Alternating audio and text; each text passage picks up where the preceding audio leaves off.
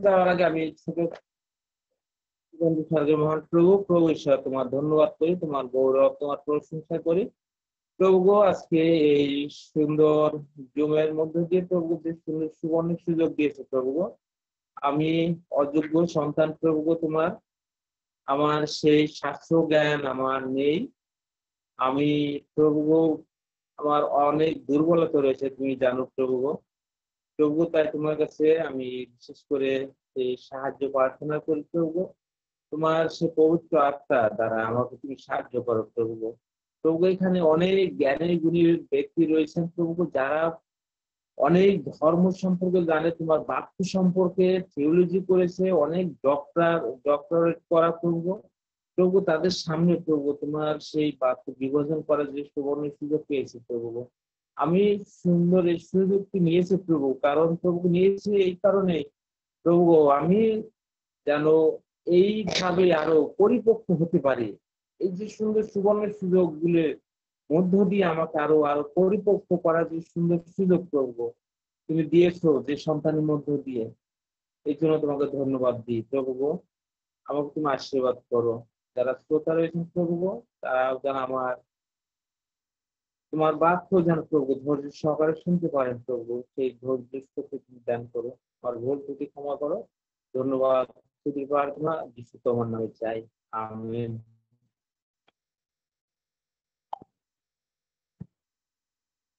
আমি যে বিষয়টি আজকে নির্ধারণ করেছি সেটি হলো মনুষ্যদের হস্ত। তা লেখা আছে লুক 9 অধ্যায় 44 পদে। লুক 9 অধ্যায় 44 পদ। আর সেখানে লেখা আছে, আর তিনি যে সমস্ত কার্য করিতেছিলেন তাহাতে সকল লোক আশ্চর্য জ্ঞান করিলেন। করিলে তিনি আপন শিষ্যগণকে কহিলেন, তোমরা এই সকল বাক্য কর্ণে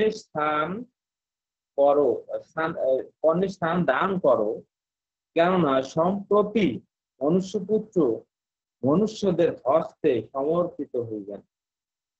এখানে হয়তো মৃত্যু বিষয়ে লেখা আছে যে মনুষ্যদের হস্তে তিনি ভবিষ্যৎবাণী করছেন, মনুষ্যদের হস্তে তিনি সমর্পিত হইবেন। আমার মূল বিষয় হলো হস্ত। এখানে যীশু খ্রিস্ট তার মৃত্যু সম্পর্কে বলছেন যে তিনি সেই মনুষ্যদের হাতে সমর্পিত হবেন। আমরা জানি মানুষের দুটি হাত রয়েছে, একটি ডান হাত এবং আরেকটি হলো বাম হাত। কিন্তু আমরা আরেকটি হাত সম্পর্কে সকলে হয়তো অবগত আছি, আর তা হলো অজুহাত। আর সেই অজুহাত সম্পর্কে নয়, কিন্তু আমাদের বাইবেল বা আমি যে বিষয়ে বলতে চাই তা হলো আমাদের হাত সম্পর্কে। আমি মূলত প্রথমে তিনটি হাতের সম্পর্কে বলতে চাই, তিন জোড়া হাত সম্পর্কে। আর প্রথম আমি যে হাতটির কথা বলতে চাই তা হলো জিহুদার হাতে 30টি রৌপ্য মুদ্রার বিনিময়ে সেই জিহুদার হাত সম্পর্কে। আর আমরা জানি মথি 26 26 অধ্যায় 14 থেকে 16 পদ, 23 পদ, এইসব পদে আমি এগুলো পড়বো না। আমি খুব সংক্ষেপে আমি জাস্ট শুধু বলে যেতে চাই।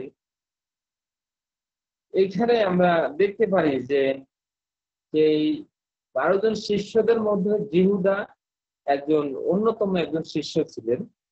আর আমি যতটুকু জানি বা অনেকে বলেন যে ওই শিষ্যদের ভিতরে সেই ইস্করিয় জিহুদার হাতে টাকার বা সেই ম্যানেজারের দায়িত্বটা দেয়া হয়েছিল, এবং সে টাকা পয়সার দায়িত্ব যেহেতু ছিল সে টাকা পয়সা রাখতো। আর সেই ইস্করিয় জিহুদার সম্পর্কে আমরা জানি যে সেই ইস্করিয় জিহুদা কি করেছিল। আর এই ইস্করিয় জিহুদা আমাদের বাইবেল বলে যে ইস্করিয় জিহুদা সম্পর্কে বলা যায় যে সে প্রধান যাজকদের কাছে নিকটে গিয়া কহিল, আমাকে কি দিতে চান বলুন, আমি তাহাকে আপনাদের হস্তে সমর্পণ করিব।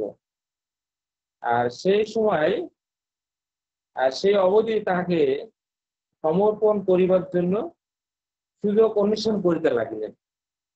23 পদে তিনি উত্তর করিয়া কহিলেন, আমার সঙ্গে ভোজন পাত্রে যে হাত ডুবাইল সে আমাকে সমর্পণ করিবে।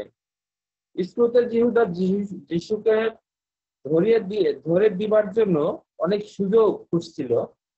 আর আমাদের প্রভু যীশু খ্রিস্ট সেই ইস্করিওত যিহুদা সম্পর্কে তার শিষ্যদের বলেছিলেন, আমাকে তোমাদের ভিতরে আমাকে একজন আছেন যে আমাকে ধরিয়ে দেবে। এবং শিষ্যরা খুব আশ্চর্য হয়েছিল যে আমাদের ভিতরে কে সে ব্যক্তি। এবং সে আমাদের প্রভু যীশু খ্রিস্ট তিনি বলেছিলেন যে আমার সঙ্গে ভোজন পাত্রে যে হাত ডুবাইল সেই আমাকে সমর্পণ করিবে। যিশু এর শিষ্য শুধু টাকার জন্য যিশুর সাথে বিশ্বাস ঘাতকতা করেছিল। আর ধরে দেওয়ার জন্য তিনি মুদ্রা নিয়ে যে শত্রুদের হাত থেকে টাকা নিয়েছিল আসলে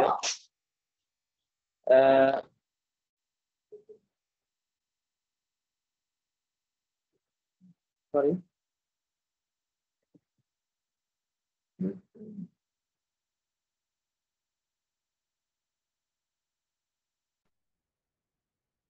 তাকে আসলে আমরা জানি সেই অনেকে এই ব্যাখ্যাটি দান করে, বলে যে সে যেহেতু টাকা নাড়াচাড়া করতো আর সে এই জন্য তার টাকার প্রতি বা অর্থের প্রতি তাকে একটি লোভী মানুষ বা তাকে লোভে পড়ে গিয়েছিল এবং সে লোভে অন্ধ হয়ে গেছিল। আর আর এই জন্য তার এই লোভের কারণে, এই অর্থ লোভের কারণে তার এতদিনের গুরু বা প্রভুকে ধরিয়ে দিতে সে দ্বিধাবোধ করেনি। সে টাকার কাছে সেই মাত্র 30 লক্ষ, তখন হয়তো সেই 30 লক্ষ বা 30 টাকা সেই সময়ের হিসাবে অনেক টাকা ছিল। আর সেই টাকার বিনিময়ে সেই তার প্রভুর সাথে বিশ্বাসঘাতকতা করতে সে দ্বিধাবোধ করেনি। আর তার এই টাকার লোভের কারণে সে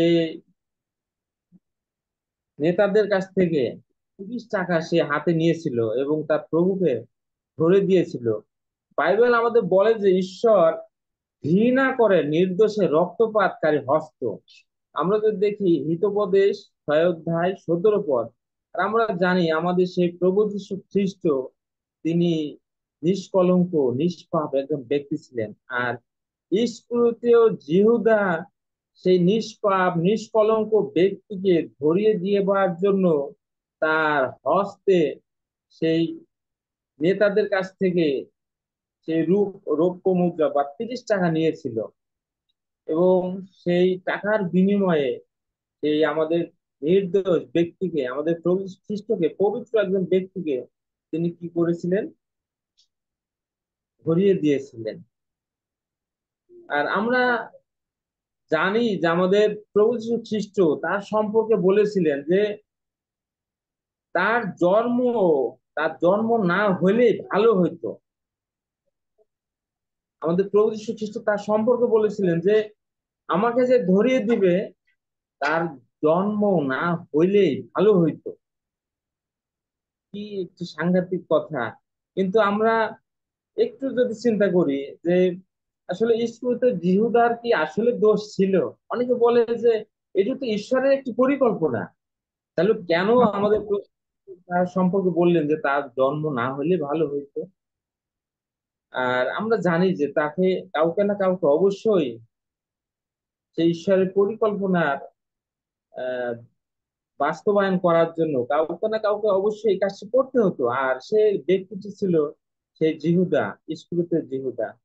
আর সেই ব্যক্তিটি আমাদের সেই ত্রাণকর্তা মুক্তিদাতা যীশু খ্রিস্টকে মাত্র 30 টাকার বিনিময়ে তিনি কি করলেন? ধরিয়ে দিয়েছিলেন।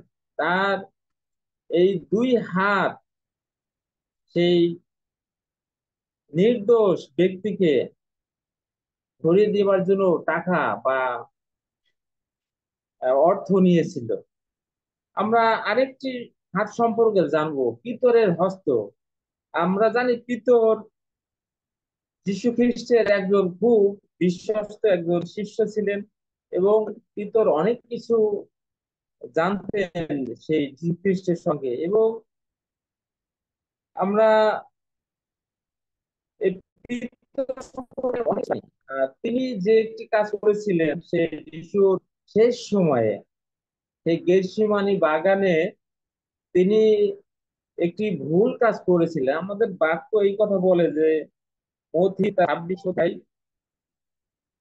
51 থেকে 54 পদে সেই সম্পর্কটি, ঘটনা সম্পর্কে আমরা যদি দেখি, সেই ঘটনা সেখানে লেখা আছে, আর দেখো যিশুর সঙ্গীদের মধ্যে একজন ব্যক্তি হাত বাড়াইয়া খড়গ বাহির করিলেন এবং মহাযাজকের দাসকে আঘাত করিয়া তাহার একটি কান কাটিয়ে ফেলিলেন। তখন যিশু কহিলেন, তোমার খড়গ পুনরায় সস্থানে রাখো, কেননা যে সকল লোক খড়গ ধারণ করে তাহারা খড়গ দ্বারা বিনষ্ট হইবে। আর তুমি কি মনে করো না যে আমি আমার পিতার কাছে বিনতি করিলে তিনি এখনই আমার জন্য দ্বাদশ বাহিনী অপেক্ষা অধিক দূত পাঠাইয়া দিবেন? কিন্তু তাহা করিলে কেমন করিয়া শাস্ত্র এই বছর সকল পূর্ণ হইবে, এরূপ হওয়া আবশ্যক। আমরা প্রভু যিশুর এই শেষের কথা দ্বারা বুঝতে পারি পিতর যে হস্ত বা হাত দ্বারা প্রভু যিশুকে যে রক্ষা করার একটি বিফল চেষ্টা করেছিল। তিনি বলছেন, তাকে তিনি অনুযোগ করছেন, যে তিনি বলছেন যে তুমি যেটা করছো সেটি ভুল। অর্থাৎ আমাদের সেই প্রভু যীশু খ্রিস্ট, সেই শিষ্য পিতর যে কাজটি করেছিল সেটি প্রভুর নিমিত্ত একটি ভুল ধরনের উৎসাহ প্রদান করে, একটি ভুল ধরনের উৎসাহ বা ভুল ধরনের কাজ তিনি আসলে করেছিলেন আমাদের। তিনি এর জন্য বলে পিতরকে বলছেন যে তুমি যেটি করেছো এটি ভুল। কারণ আমরা জানি যে প্রভু যীশু খ্রিস্টের সেই ক্ষমতা বা সেই শক্তি ছিল, কারণ তিনি মৃত মানুষকে জীবন দিয়েছেন, অন্ধকে চক্ষু দিয়েছেন, লুলাকে তিনি শক্তি মানে চলার শক্তি দিয়েছেন। তার সেই ক্ষমতা তিনি দেখিয়েছেন, সেই ক্ষমতা তার সে পিতর দেখেছে।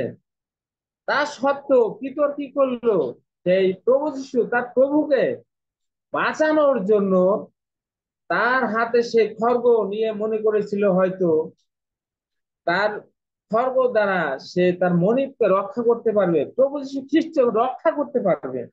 আর সে ভুল সিদ্ধান্ত দ্বারা তার মনিবকে রক্ষা করার যে বিফল চেষ্টা আমরা দেখলাম। আর এই জন্য প্রভু যীশু খ্রিস্ট তাকে বললেন যে তুমি তোমার খড়গ তোমার কাছে রাখো, সস্থানে রাখো, এবং তুমি যে খড়গ ব্যবহার করেছো সেই খড়গ তোমার মৃত্যুর কারণ হতে পারে। আর আমাদের প্রভু যীশু খ্রিস্ট সেই তার শিষ্যকে বাঁচানোর জন্য সেই মহাদাসের সেই কান তিনি আবার ঠিক করে দিয়েছিলেন, জোড়া লাগিয়ে দিয়েছিলেন।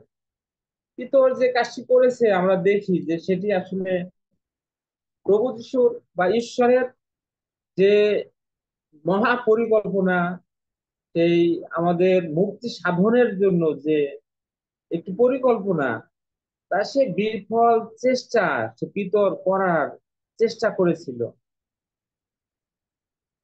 তার প্রভুকে বাঁচানোর জন্য উপযুক্ত কাজ সে হয়তো মনে করেছিল, সে হয়তো করেছে, কিন্তু প্রভু যীশু তাকে বলছেন যা করেছো তা ভুলেও মানে ভুল এবং মারাত্মক খারাপ কাজ, যা তার জন্য বিরাট একটি ক্ষতি সাধন করতে পারতো। আমরা আরেকটি হাত সম্পর্কে জানবো, আর সেই হাত হস্তটি হলো পিলাতের হস্ত বা পিলাতের হাত। এই পিলাত সম্পর্কে আমরা যদি জানি, মথি তার 27 অধ্যায় 24 থেকে 26 পদে সেই ঘটনাটি লেখা আছে। পিলাত যখন, আমি একটুখানি পড়ি, পিলাত যখন দেখিলেন তাহার চেষ্টা বিফল, বরং আরো গোলযোগ হইতেছে। তখন জল লইয়া লোকদের সাক্ষাতে হাত ধুইয়া কহিলেন, ধার্মিক ব্যক্তির রক্তপাতের সম্বন্ধে আমি নির্দোষ, তোমরা তাহা বুঝিবে। তিনি বলছেন কি, তিনি তার কি করলেন, হাত ধুইলেন, জল নিয়ে তিনি তার হাত ধুইলেন আর বললেন কি, ধার্মিক ব্যক্তির রক্তপাতের সম্বন্ধে আমি নির্দোষ, তোমরা তাহা বুঝিবে। আমরা জানি পিলাত একজন শাসনকর্তা ছিলেন, তার অনেক ক্ষমতা ছিল। তার ক্ষমতা ছিল যীশু খ্রিস্টকে বাঁচানোর মতো ক্ষমতা, সেই শক্তি তার ছিল, কিন্তু তিনি সে চেষ্টা করলেন না। তিনি কিন্তু অবশ্যই প্রভু যীশু খ্রিস্টকে মুক্ত করে দিতে পারতেন, কিন্তু পিলাত নিজের চাকরি বাঁচানোর জন্য বা নিজেকে বাঁচানোর জন্য, কারণ দেখলো যখন যে অনেক গ্যাঞ্জাম হচ্ছে, অনেক সমস্যা হচ্ছে এখানে, তখন নিজেকে বাঁচানোর যে চেষ্টা। এবং আমরা জানি যে তা পিলাতের স্ত্রীও তার কাছে এসে বলেছিল যে এই ব্যক্তি ধার্মিক ব্যক্তি, তুমি তার কোনো ক্ষতি সাধন করতে দিও না, এমন ঘটনা আমরা জানি। কিন্তু তারপরেও এই পিলাত কি করলেন, নিজের চাকরি বাঁচানোর জন্য হোক বা সেই গন্ডগোল হচ্ছে, এই গন্ডগোল যাতে না হয় এর জন্যই হোক, সেখানে দেখি যে তিনি নিজের হাত ধুলেন, জল দিয়ে কি করলেন, নিজের হাত দুখানি ধুলেন। আসলে এই পৃথিবীতে এমন অনেক মানুষ আছে আমরা, আসলে আমরা ভালো কাজ করতে পারি, কিন্তু আমাদের অনেক ক্ষমতা আছে ভালো কাজ করার, আমাদের শক্তি আছে, সামর্থ্য আছে, একজন বিপদগ্রস্ত মানুষকে বাঁচানোর ক্ষমতা আমাদের হাতে হাতে আছে। আমরা হয়তো কিছু মানুষকে বিপদের দিনে আমরা কিছু সাহায্য করতে পারি, নানান ভাবে তাকে সাহায্য করতে পারি, কিন্তু আমরা অনেক সময় আমাদের হাত গুটিয়ে রাখি, আমরা হাত ধুই, আমরা সে ভালো কাজ করতে আমরা চাই না।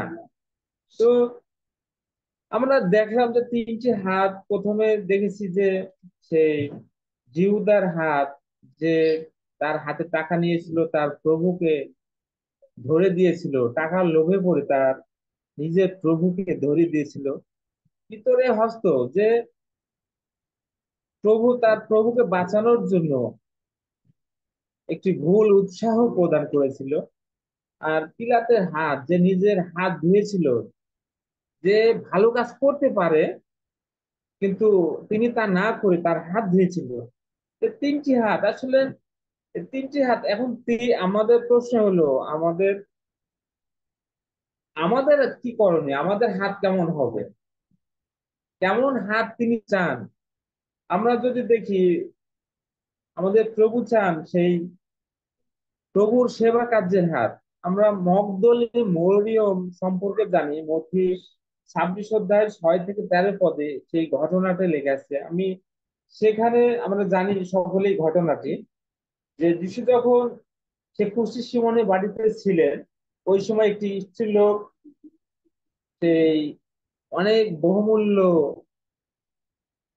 আতর বা সুগন্ধি নিয়ে সেই যিশুর পা বা চরণ ধুয়ে ধুয়ে দিয়েছিলেন, নিজের চুল দিয়ে আহ সেই মহামূল্য আতর বা সুগন্ধি যিশু পায়ে ঢেলে দিয়ে, তার নিজের চুল দিয়ে যিশু পা ধুয়ে দিয়েছিলেন, চুম্বন করেছিলেন। আমরা সুন্দর একটি ঘটনা সকলেই জানি। আর সেই ঘটনাটি যখন ঘটেছিল, সেই যিশুর মৃত্যুর আগের ঘটনা এটি।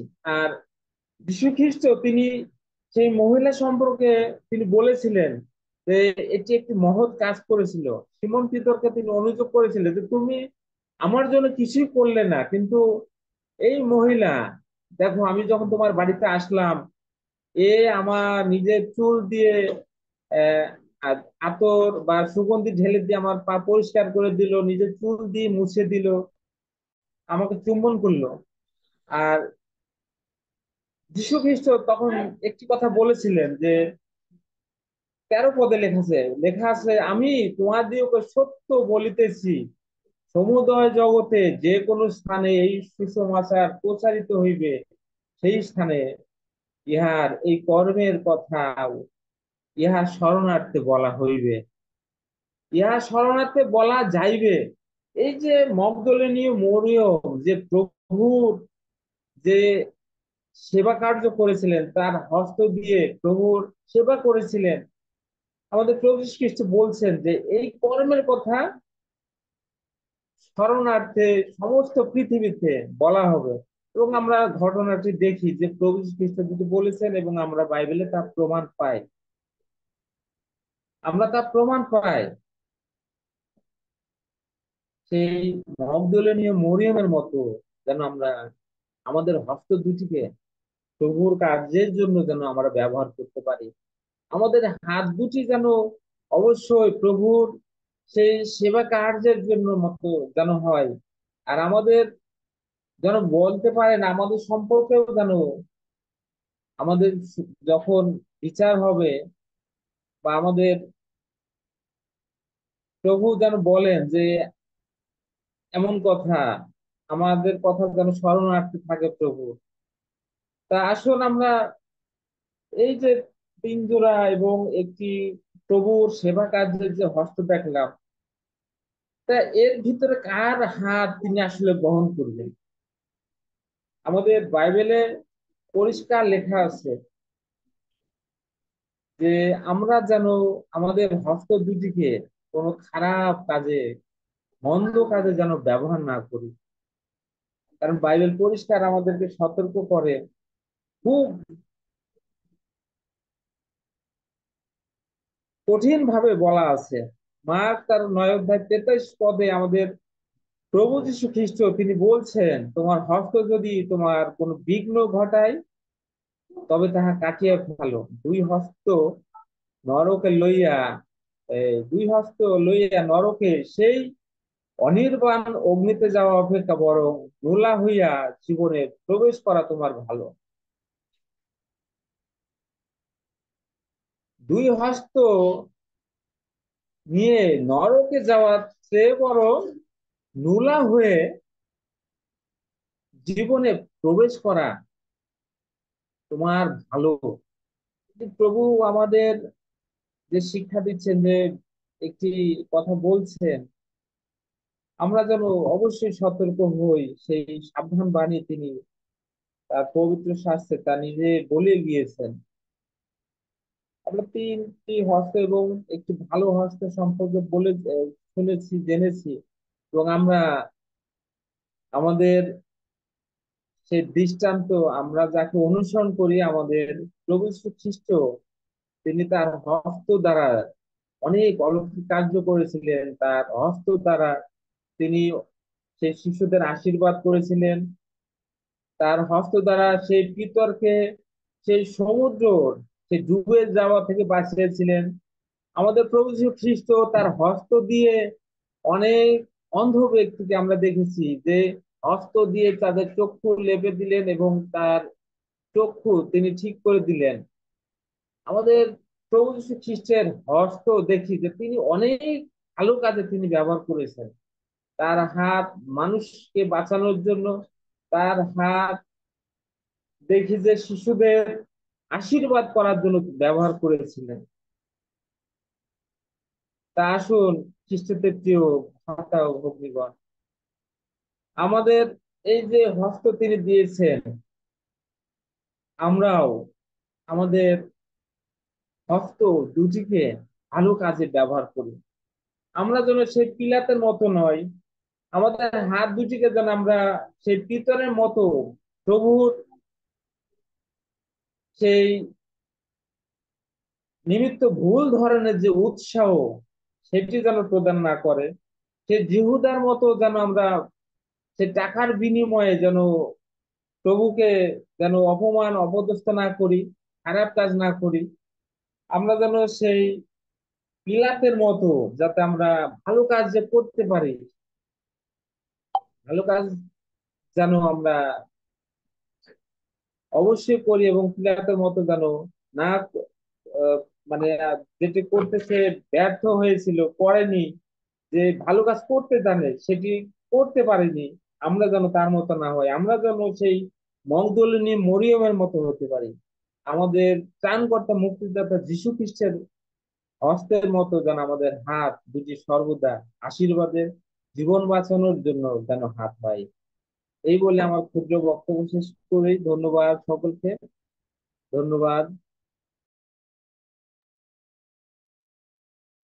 ধন্যবাদ দেই ঈশ্বরকে, তিনি তার সন্তানকে তার পরাক্রমের সাথে ব্যবহার করেছেন। প্রভু তার মধ্যে দিয়ে গৌরবান্বিত হয়েছেন ও বিশ্বাস